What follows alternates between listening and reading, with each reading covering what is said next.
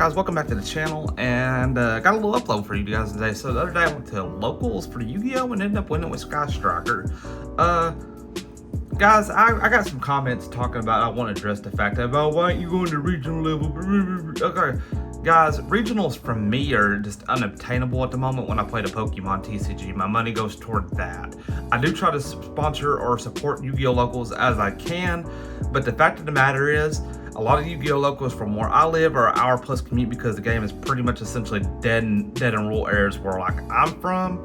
So that's the reason you're not seeing me going to like a regional level or putting the time in for that to give y'all profiles. I do put profiles out here for players because a lot of players who play the game are casual budget players, and it's just showing that even if you have 3 to 4 rounds, you can still go compete at your locals, win a little store credit or something on a budget, or a budget that's obtainable to you through time, and that's why I put these profiles out. But anyways, without all the negativity further ado, let's go ahead and go for the card by card and what I played.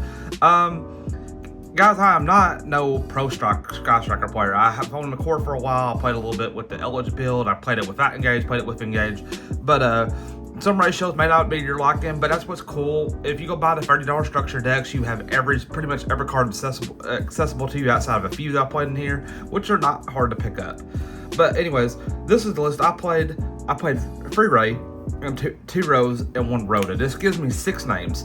Rose used to be a really bad card, but with the new Luminous Gate card that came out a couple sets ago, it's not a terrible card because it spins back at least 1, and automatically it lets you link climb, and with linkage as well. So it's not as bad as a card as it was, and it's mandatory you play more. It's mandatory at least play 1. My thought process was always with the Pot of because I did play Pot of Desires in my list for a long time, playing the 2 because I didn't want to banish, because if I banished 1 and now my Rose is dead. But I just kept with the process to this. Even if I see Rose, bare minimum, if I can open up enough of my disruption, then at least I can put a Shizuku on the board. So that's why I played these 6. That's why I played, and then Rhoda is just whatever. So that was what I played there. Then for the hand trap lineup, I played 3 Ash, Free Follow. So I think this is a deck that you can get away with always mana follows, but I had to sideboard it. Just draw. You do draw a lot in here, but extra draws are never bad, or at least drawing into the board breakers you need to see. Then 2 Dro. MVP of the... I'm gonna be real with you guys, this card needs to be banned. Should never exist in the game. It was the MVP for the finals and why I was able to win my finals in Game 3 versus the DDD player that I played. I really do like that deck. I think at some point I'm gonna get his deck profile or actually play with the deck a little bit, give y'all some content on that, because I think the deck is real explosive and does a lot versus some I wouldn't say the meta, but it does a lot against your like tier 2 and tier 3 strategies for sure if you play it correctly. Then your OTK machine linkage, don't know what else to say about her card. It's one of the best cards probably ever printed for this deck. I played Free Widow Anchor. I do know some people play 2. I just played 3 for the local. Like I said, my locals is like a roguish type locals. You will get like a meta player in there once in a while, but you're only seeing stuff like Strike or maybe clown stuff, or you're just seeing some of the newer decks are good, but they're not like cool team and stuff like that. So I think the impermanence effects are always good into that, with that mindset where you're going. If you know your local meta, or if you're just like going to a new locals, I think that imperms and ashes are like the best disruption you could probably play if you're just going in blind.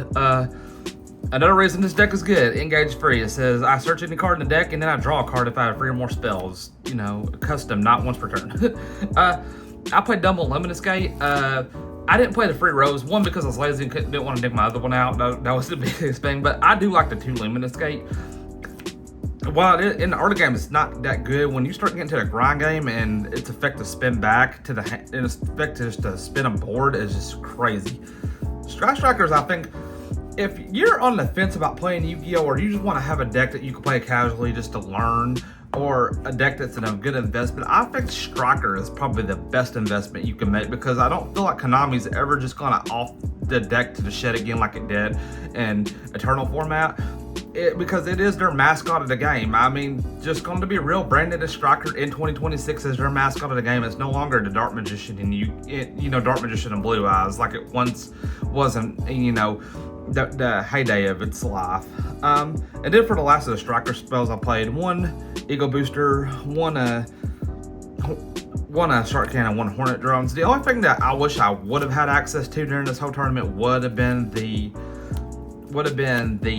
afterburners, because there was a couple times I could have searched off engage to pop a fill and it wouldn't make trying to break a board so oppressive. But that's it for the striker spells. And then for the honorary non-striker spells, free fall on a Virtuous, quick play, pop a card by sending a card from an extra deck, and the card recycle is pretty cool. I played free forbidden droplet. I've been a real big fan of playing droplet in this deck ever since this card came out, just because you can just pitch a bunch of spells and then it gets your engage allowed to be able to draw, or just whatever the secondary effects of the striker cards have.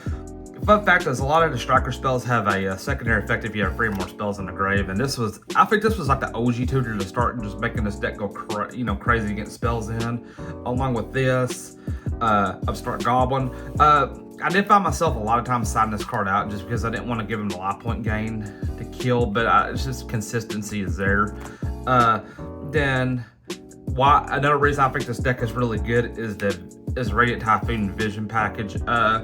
With the 1 MST, I do see people cut out 1 MST, and probably it could be good to side it or just to play the afterburn. Like I said, I wish I would have had the afterburners, but just being able to ditch if you open up 2 quick plays, you just draw 2 cards for free to ditch a quick play, and that's already 2 spells in the grave, so that's pretty good. The last time I heard, to get engaged a lot. And then one of those Call by Grave, triple tactics talent.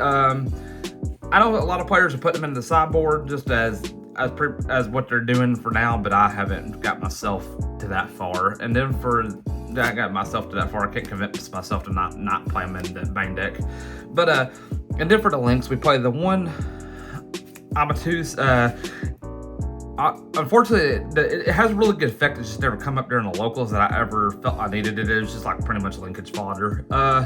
2 Kagari, 1 Hayate, 1 Shizuku.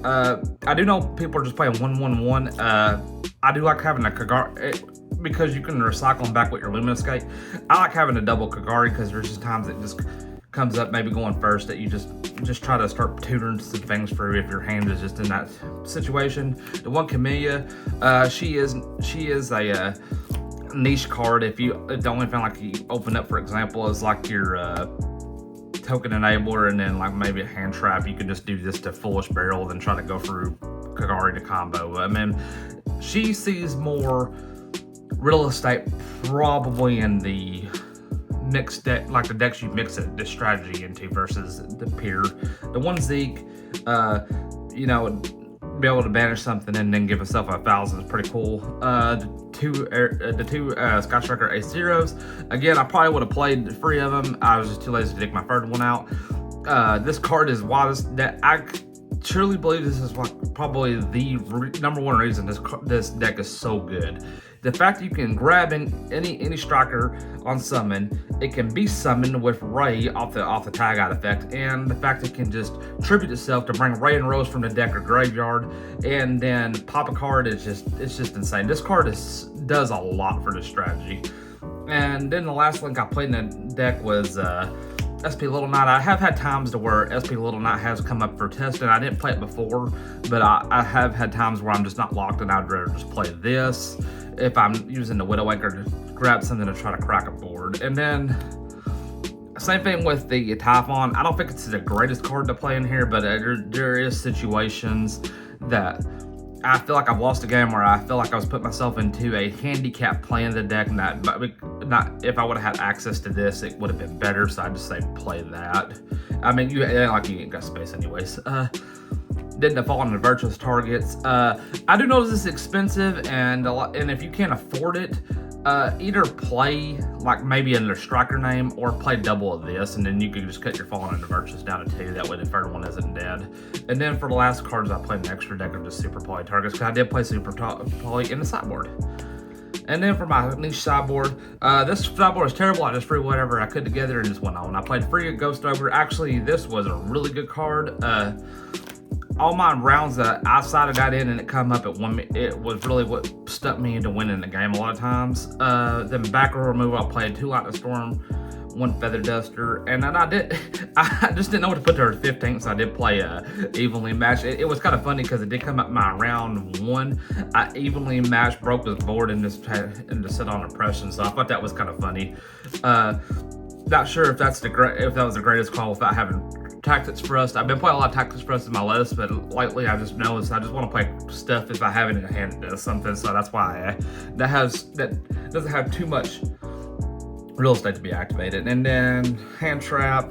The only 5 hand traps I've played, and there was Nibiru and then Ghost Bell and Haunted Mansion, just because they're just good generic versus certain things. Like I said, a lot of our locals where I play at do play roguish style decks, not your typical like that's 2 or 3. It's like something that you may be a retrain of a deck like a Shaddoll, or be a retrain of a B8, or you just see different stuff, and I think that's pretty awesome. And then the last card in the side deck was Super Poly, obviously, because when it comes up, it breaks the board, and then it makes your striker plays more impressive.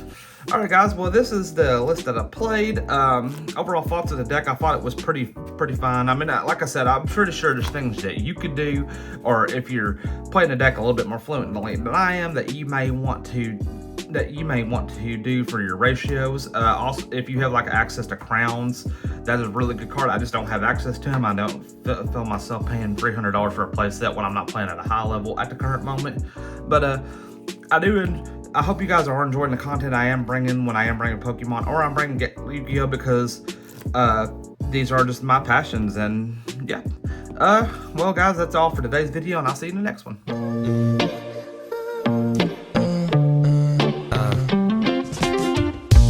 I've been debating and contemplating it. I guess that I really felt